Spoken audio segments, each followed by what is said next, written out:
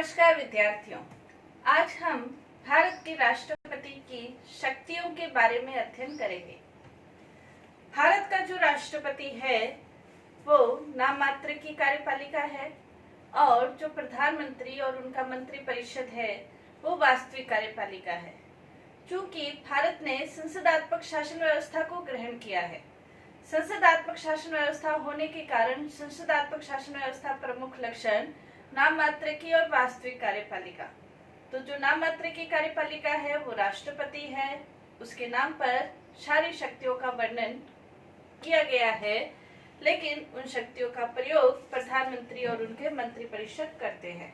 राष्ट्रपति की यदि हम शक्तियां देखें तो राष्ट्रपति की शक्तियों को हम दो भागों में बांट सकते हैं। राष्ट्रपति की शक्तियों को दो भागों में बांटा जा सकता है। पहला है सामान्यकालीन शक्ति। जब देश के अंतर्गत स्थिति सामान्य है, किसी भी प्रकार की आपात की स्थिति नहीं है, तो उसके अंतर्गत जो राष्ट्रपति की शक्तियां हैं उसे सामान्यकालीन शक्तियां कहेंगे। दूसरा आपातकालीन शक्ति। आपातकालीन शक्तियां या संकटकालीन शक्तियां, संविधान के अंतर्गत राष्ट्रपति की संकटकालीन शक्तियों का उल्लेख भी है। अनुच्छेद 352, 356 और 360 के अंतर्गत आपातकालीन या संकटकालीन शक्तियों का भी वर्णन है। उसका अध्ययन हम नेक्स्ट क्लास में करेंगे। आज हमारा जो विषय है वो सामान्यकालीन शक्तियों से संबंधित है। सामान्यकालीन जो शक्तियां हैं उसे भी हम अनेक भागों में विभाजित कर सकते हैं। राष्ट्रपति की कार्यपालिका संबंधी शक्ति भी है, विधायी शक्ति भी है, न्यायिक शक्ति भी है, सैनिक शक्ति भी है, वैदेशिक शक्ति भी है। ये विभिन्न प्रकार की शक्तियां राष्ट्रपति को संविधान के द्वारा प्रदान की गई है। अगर सामान्यकालीन शक्तियों में देखें तो सर्वप्रथम हम इसका उल्लेख कार्यपालिका संबंधी शक्तियां या प्रशासन संबंधी शक्तियों के अंतर्गत कर सकते हैं।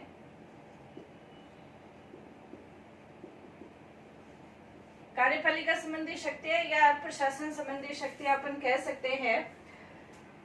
संविधान के अंतर्गत 53 के अंतर्गत, आर्टिकल 53 या अनुच्छेद 53 के अंतर्गत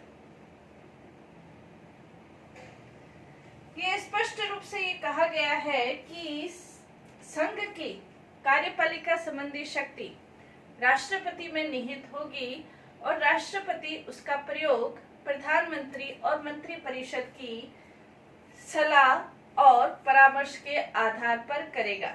यानी कि कार्यपालिका संबंधी शक्तियां राष्ट्रपति में निहित है, लेकिन इसका प्रयोग प्रधानमंत्री करता है। संविधान के अनुच्छेद 53 में स्पष्ट रूप से उल्लेख है।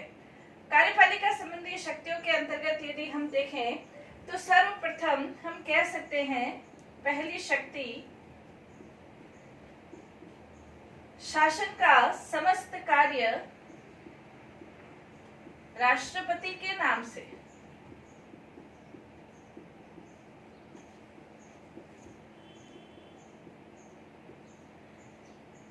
क्योंकि राष्ट्रपति कार्यपालिका का संवैधानिक अध्यक्ष है, इसलिए कार्यपालिका संबंधी सारे कार्य राष्ट्रपति के नाम से किए जाते हैं। कार्यपालिका संबंधी सारे कार्य, सारे निर्णय, सारी नीतियां, ये सब राष्ट्रपति के नाम से की जाती है। तो राष्ट्रपति के नाम से शासन का समस्त कार्य किया जाता है। इसके अलावा कार्यपालिका संबंधी शक्तियों के अंतर्गत जो महत्वपूर्ण अधिकारी है उनकी नियुक्ति भी की जाती है। कार्यपालिका संबंधी शक्तियों के अंतर्गत दूसरी शक्ति हम कह सकते हैं महत्वपूर्ण अधिकारियों की नियुक्ति एवं पदच्युति। संविधान के अंतर्गत स्पष्ट रूप से उल्लेख है कि राष्ट्रपति प्रधानमंत्री की नियुक्ति करता है, लेकिन इसके लिए आवश्यक है कि लोकसभा में बहुमत दल का जो नेता है वो प्रधानमंत्री पद पर नियुक्त किया जाता है। प्रधानमंत्री की सलाह से, परामर्श से मंत्रिपरिषद के अन्य सदस्यों की नियुक्ति की जाती है। प्रधानमंत्री की नियुक्ति करता है, सर्वोच्च न्यायालय के न्यायाधीशों की नियुक्ति करता है, उसकी सलाह से अन्य न्यायाधीशों की नियुक्ति, उच्च न्यायाधीशों की नियुक्ति, राज्यपाल की नियुक्ति, महान्यायवादी की नियुक्ति, महालेखा परीक्षक की नियुक्ति, इन सभी की नियुक्ति करता है। साथ ही राष्ट्रपति को यह अधिकार है कि वो जिन अधिकारियों की नियुक्ति करता है उनकी पदच्युति भी कर सकता है, लेकिन कुछ जो अधिकारी है जैसे न्यायाधीश है, तो कुछ अधिकारियों की पदच्युति के लिए एक विशेष प्रक्रिया निभानी पड़ती है, तो उस प्रक्रिया के आधार पर हटाया जा सकता है। इसके अलावा जो विभिन्न प्रकार के आयोग है, जैसे अंतर्राज्यीय परिषद आयोग, वित्त आयोग, लोक सेवा आयोग, राजभाषा आयोग, पिछड़े वर्गों से संबंधित आयोग, तो इन आयोगों की नियुक्ति भी राष्ट्रपति के द्वारा की जाती है। जैसे प्रधानमंत्री की नियुक्ति है अनुच्छेद 75 के अंतर्गत, न्यायाधीशों की जो मुख्य न्यायाधीश है उसकी नियुक्ति 124 आर्टिकल के अंतर्गत, जो उच्च न्यायालय के न्यायाधीश है उनकी नियुक्ति 216 के अंतर्गत, राज्यपाल की नियुक्ति 155 के अंतर्गत। इसी प्रकार नियंत्रक महालेखा परीक्षक की जो नियुक्ति है वो अनुच्छेद 148 के अंतर्गत की जाती है। विभिन्न प्रकार के आयोगों की नियुक्ति से संबंधित भी अधिकार प्राप्त है। अनुसूचित जाति जनजाति से संबंधित आयोग की नियुक्ति की जाती है 338 के अंतर्गत, वित्त आयोग 280 के अंतर्गत, पिछड़े वर्गों से संबंधित जो आयोग है उसकी नियुक्ति भी राष्ट्रपति के द्वारा अनुच्छेद 340 के अंतर्गत की जाती है।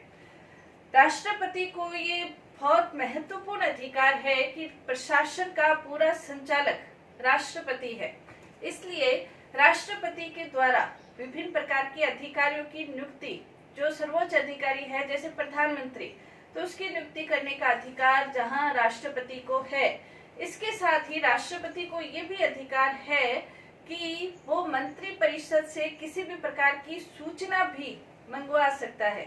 मंत्री परिषद ने कोई निर्णय किया है, नीति बनाई है, उसके संबंध में यदि राष्ट्रपति चाहे तो उनसे सूचना भी वो मंगवा सकता है। तो इसी प्रकार विभिन्न प्रकार के आयोगों की नियुक्ति करने का अधिकार भी राष्ट्रपति के पास है। तो ये कार्यपालिका संबंधी अधिकार राष्ट्रपति के पास है। इसी प्रकार विभिन्न प्रकार के नियम बनाने की शक्ति भी राष्ट्रपति के पास है। विभिन्न प्रकार के नियम निर्माण से संबंधित शक्ति, जैसे संयुक्त बैठक हो रही है तो संयुक्त बैठक के संबंध में नियम बनाने की शक्ति प्राप्त है।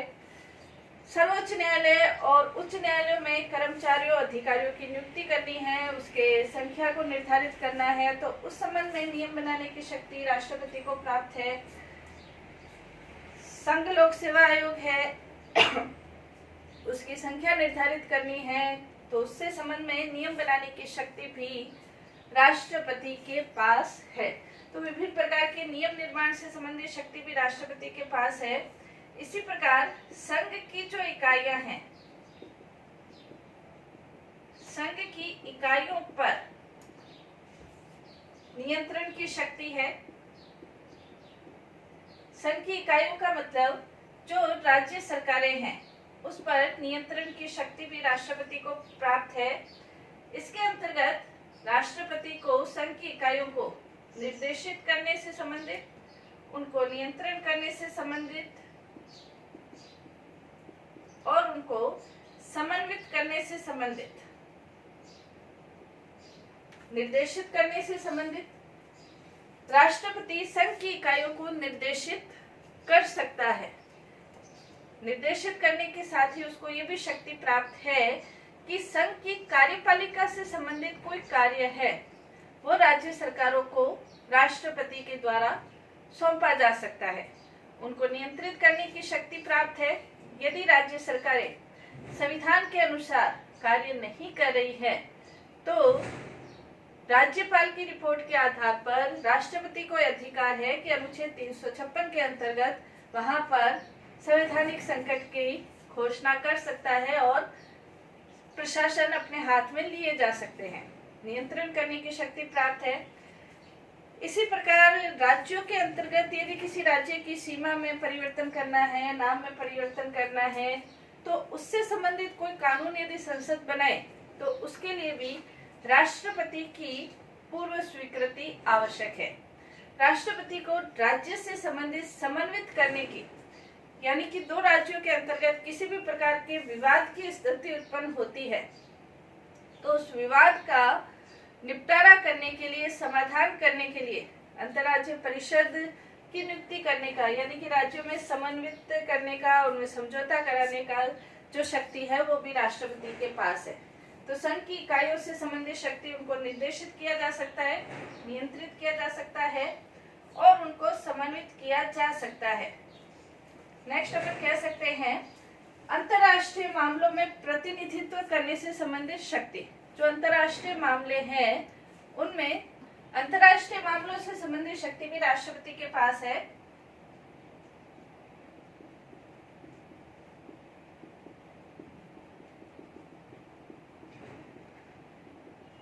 अंतर्राष्ट्रीय मामलों से संबंधित शक्तियों के अंतर्गत कुछ विशेष प्रकार की शक्तियां हम देख सकते हैं।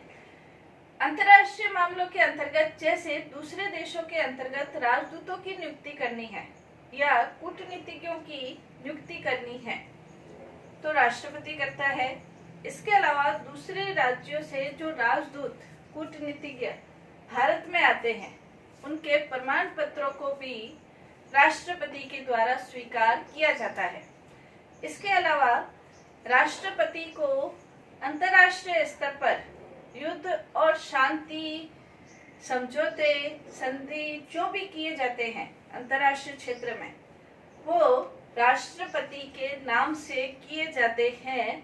हालांकि इसके अंतर्गत अंतर्राष्ट्रीय क्षेत्र के अंतर्गत जो मंत्री है, प्रधानमंत्री है, वो अपनी महत्वपूर्ण भूमिका ही निभाता है, लेकिन अंतिम शक्ति ये राष्ट्रपति के नाम से ये सारे कार्य किए जाते हैं।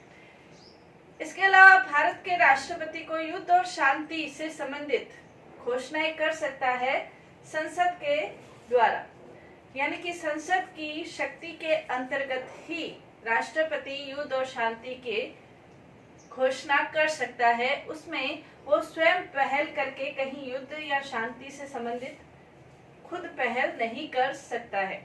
तो अंतर्राष्ट्रीय क्षेत्र के अंतर्गत संधि है, समझौते हैं, नियुक्ति है या अंतर्राष्ट्रीय क्षेत्र में भारत का प्रतिनिधित्व राष्ट्रपति के द्वारा किया जाता है। तो ये राष्ट्रपति की अंतर्राष्ट्रीय क्षेत्र में शक्ति है। नेक्स्ट है सर्वोच्च सेनापति के रूप में।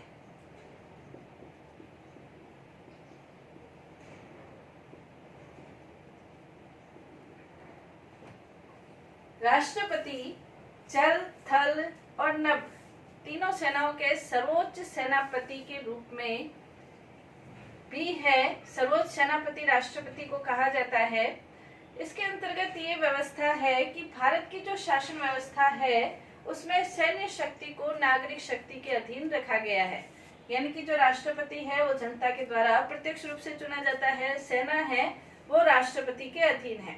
तो सैन्य शक्ति को नागरिक शक्ति के अधीन रखा गया है। जो सेना है, सेना का सर्वोच्च सेनापति राष्ट्रपति को कहा जाता है। जो राष्ट्रपति को कहा जाता है ये राष्ट्रपति की कार्यपालिका संबंधी शक्ति है। विभिन्न प्रकार की शक्तियां, कहने का मतलब कि जो प्रशासन का उत्तरदायित्व है वो राष्ट्रपति के नाम से किया जाता है। हालांकि संविधान में परंपराओं का उल्लेख हो चुका है, परंपराएं बन चुकी है, निश्चित परंपराएं बन चुकी है, तो राष्ट्रपति उन परंपराओं के अनुसार ही अपनी इन शक्तियों का प्रयोग करता है। लेकिन कई बार ऐसा भी होता है कि राष्ट्रपति को अपने स्व विवेक का भी प्रयोग करना पड़ सकता है।